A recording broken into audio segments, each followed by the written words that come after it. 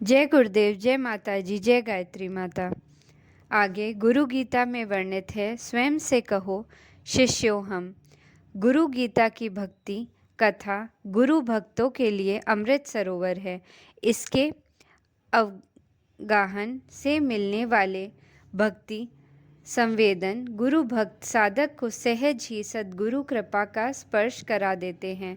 परम कृपालु सद्गुरु की कृपा साधक के सभी दोष दुर्गम विकारों का हरण करके उसे जीवन के परम लक्ष्य की प्राप्ति करा देती है। इसी सत्य को दर्शाते हुए गोस्वामी तुलसीदास ने एक स्थान पर कहा है, तुलसी सद्गुरु त्यागी कय भजी जय पामर भूत अंत फजीहत हो ही गे गनिका के से पूत। जो पामर मनुष्य परम कृपालु सद्गुरु और उनके बताए साधक मार्ग को छोड़कर तंत्र मंत्र भूत प्रेतों में उलझे रहते हैं, उनकी अंत में भारी फजीहत होती है। वे गणिका पुत्र की भांति हर कहीं दुत्कारे और फटकारे जाते हैं। सद्गुरु की कृपा साधक का परम आशय है।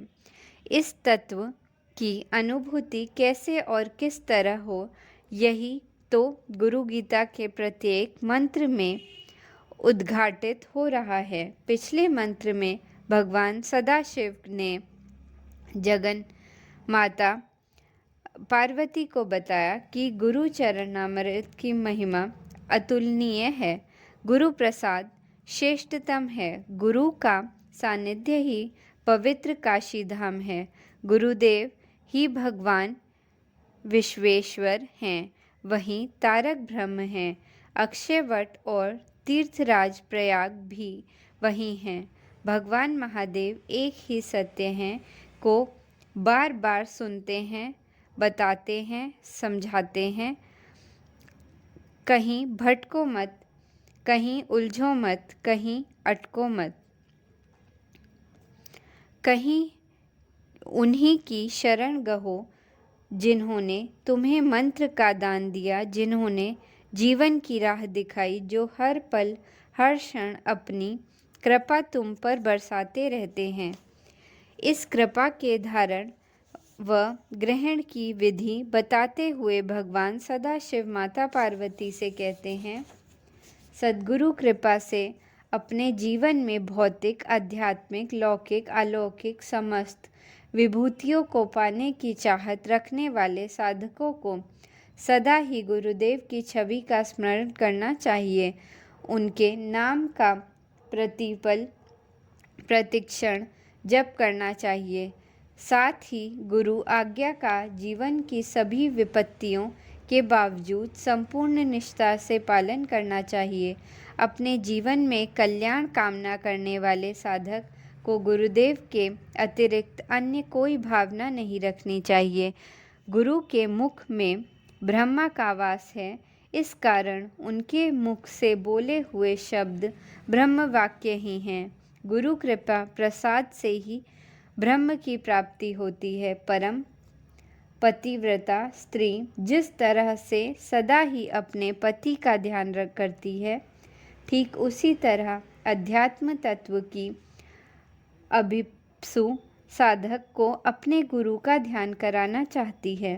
साधक में इस ध्यान की प्रगाढ़ता कुछ इस कदर होनी चाहिए कि उसे अपना आश्रम, अपनी जाति, अपनी कीर्ति का पोषण वर्धन सभी कुछ भूल जाए। गुरु के अलावा अन्य कोई भावना उसे न व्यापे। इन महामंत्रों का मनन और इनका आचरण साधकों के लिए राजमार्ग है। साधना का यह पथ बड़ा ही सरल, सुगम और निरापद है। श्री रामकृष्ण परमहंस देव के अनेक शिष्य थे। उनमें से कई बहुत पढ़े लिखे विद्वान और तपस्वी थे। स्वामी विवेकानंद जी महाराज की अलौकिक प्रतिभा से तो समूची दुनिया चमत्कृत रह गई। इन शिष्यों में एक लाटू महाराज भी थे। गिरे अनपढ़, गंवार, विद्या बुद्धि का कोई चमत्कार उनमें नहीं था, बस हृदय में भक्ति थी। न वे शास्त्र चर्चा के गांधीर्य में डूबे रह सकते थे, न ही किसी से शास्त्रार्थ कर सकते थे। पश्चिमी ज्ञान विज्ञान तो उन्हें छू भी नहीं सकता था। अपनी इस स्थिति पर विचार उन्होंने परमहंस देव से कहा, ठाकुर, मेरा कैसे होगा? श्री श्री ठाकुर ने उन्हें आश्वासन करते हुए कहा, तेरे लिए मैं हूँ ना, बस मेरा नाम स्मरण करने से, मेरा ध्यान करने से सब कुछ हो जाएगा।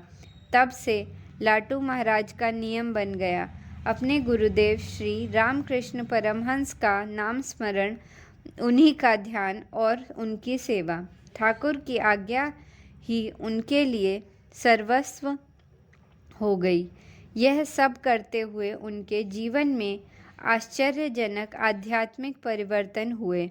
अनेकों देवी घटनाएं एवं चमत्कारों ने उनकी साधना को धन्य किया। उनके अद्भुत आध्यात्मिक जीवन और योग शक्तियों के अद्भुत विकास को देखकर स्वामी विवेकानंद ने उन्हें अद्भुतानंद नाम दिया। श्री रामकृष्ण संघ में वह इसी नाम से विख्यात हुए। स्वामी विवेकानंद उनके बारे में कहा करते थे, लाटू ठाकुर का चमत्कार है। यह इस बात का प्रत्यक्ष प्रमाण है कि गुरु स्मरण, गुरु सेवा और गुरु की आज्ञा पालन से सब कुछ संभव हो सकता है। जो जन्मांतरों के तप से संभव नहीं है, वह सद्गुरु कृपा से सहज ही साकार हो जाता है। सद्गुरु के मुख में ब्रह्म का वास होता है। उनकी वाणी ब्रह्मवाणी है। उनके द्वारा बोले गए वचन ब्रह्म वाक्य है। महान दार्शनिक योगी भगवान शंकराचार्य ने कहा है, मंत्र वही नहीं है जो वेद और तंत्र ग्रंथों में लिखे हैं, मंत्र वे भी हैं जिन्हें गुरु कहते हैं। सद्गुरु के वचन महामंत्र हैं। इनके अनुसार साधना करने वाला जीवन के परम लक्ष्य को पाए बिना नहीं रहता। पवित्रता, पतिव्रता स्त्री की भांति मन, वाणी और कर्म की संपूर्ण निष्ठा का नियोजित करके गुरुदेव भगवान का ध्यान करना चाहिए। भावना हो या चिंतन अथवा फिर क्रिया, सभी कुछ सम्मिलित रूप से एक ही दिशा में सद्गुरु के चरणों की ओर प्रवाहित होना चाहिए। ध्यान रहे कि इसे महासाधना में अपना कोई बड़प्पन आड़े न आए, अपना कोई शूद्र स्वार्थ इसमें बाधा न बने। श्री रामकृष्ण देव कभी कभी हंसते हुए अपने भक्तों से कहते थे, कुछ ऐसे हैं जिनके मन में तो भगवान के प्रति और गुरु के प्रति भक्ति है, परंतु उन्हें लाज लगती है, शर्म आती है कि लोग क्या कहेंगे।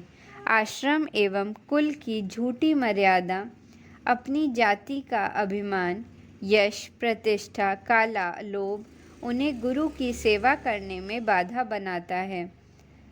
परमहंस देव जब यह कह रहे थे तो उनके एक भक्त शिष्य मास्टर महाशय ने पूछा, तो फिर मार्ग क्या है? परमहंस देव ने कहा, इन सबको छोड़ दो, त्यागो। इन्हें तिनके की तरह सद्गुरु की आज्ञा पालन में जो भी बाधाएं सामने आए, उनका सामना करने में कभी कोई संकोच नहीं करना चाहिए। स्वामी विवेकानंद महाराज कहा करते थे, तुम अपने से पूछो, मैं कौन हूँ, देखो तुम्हें क्या उत्तर मिलता है। हो सकता है तुम्हें उत्तर मिले, मैं पुत्र हूँ, पिता हूँ, पति हूँ अथवा पत्नी हूँ, माँ हूँ, पुत्री हूँ। ऐसे उत्तर मिलने पर और गहराई में उतरो, गुरु चरणों में और ज़्यादा नेह बढ़ाओ, फिर तुम्हें एक और सिर्फ एक उत्तर मिलेगा, शिष्यो हम, मैं शिष्य हूँ। सारे रिश्ते नाते इस एक संबंध में विलीन हो जाएंगे। ध्यान रहे, जो शिष्य है वही साधक हो सकता है।